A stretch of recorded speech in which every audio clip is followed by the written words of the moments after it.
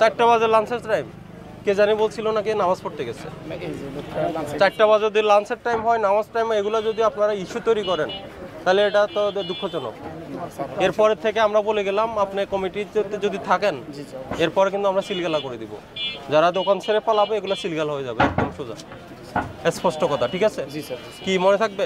আজকে সবাই বানা দিবেন, একটা দোকানের মূল্য তালিকা নেই, আপনার একটা দোকানের মূল্য তালিকা নাই, পণ্য ক্রয়ের রসিদ নাই, এই দুইটা অবশ্যই থাকতে হবে, ম্যান্ডেটরি।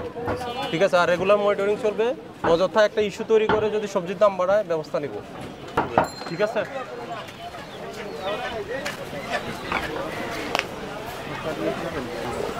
ভালো করছি।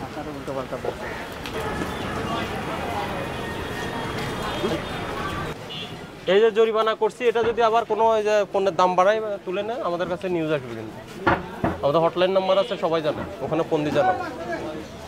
ঠিক আছে, তখন কিন্তু আবার আসবো, আবার এসে পরে দ্বিগুণ জরিমানা করবো বা প্রতিষ্ঠান বন্ধ করে দেবো।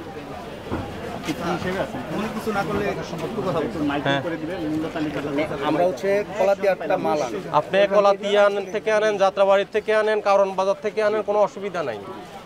যে আড়তদার থেকে, যে কম থেকে আনবেন, ওই আড়তদারের বলবে যে ভাই আমারে শশা কত দামে দিচ্ছেন, ওই যে ভেন্ডি কত দামে দিচ্ছেন, কাঁকরোল কত দামে দিচ্ছেন, বা যে যে আইটেম আছে কি কি দামে দিচ্ছেন ওটা লিখে দিতে হবে। এখন আপনি তাকে টাকা দিচ্ছেন না, টাকা যে আপনি যে লেনদেন করছেন এটা ডকুমেন্টস করি, এটা হলো ক্যাশ মেমো। ঠিক আছে, ওই দাম আনে আপনার প্রফিট কত, আপনার পরিবহন খরচ সহ একটা প্রফিট মার্জিন লিখে আপনার মূল্য তালিকায় এই অনুযায়ী বিক্রি করবেন। এখন মনে করেন কেউ 1 বিঘা চাষ করে নাই, কেউ করছে অল্প কিছু চাষ করছে, এই যে বলে আপনার 14 কেজি শসা আনছে। আপনি কি কৃষক থেকে নিছেন? জি, সব কৃষক থেকে নিছেন? কৃষক থেকে নিছেন? হ্যাঁ, সব কৃষক থেকে নিলে দাম তো আপনার আরো অনেক কম পড়ার কথা।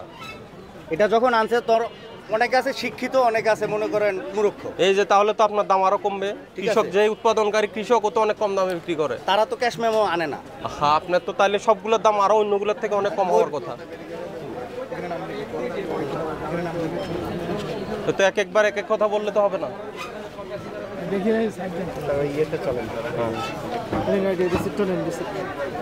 এটা কার তোমার বইতে করছে, সাইন করছে তো? এই আপনি যে কমিটির কি দায়িত্ব আছেন না, ওটা বলে দিবেন সবাইকে। প্রতিদিন টিম আসবে। ঠিক আছে,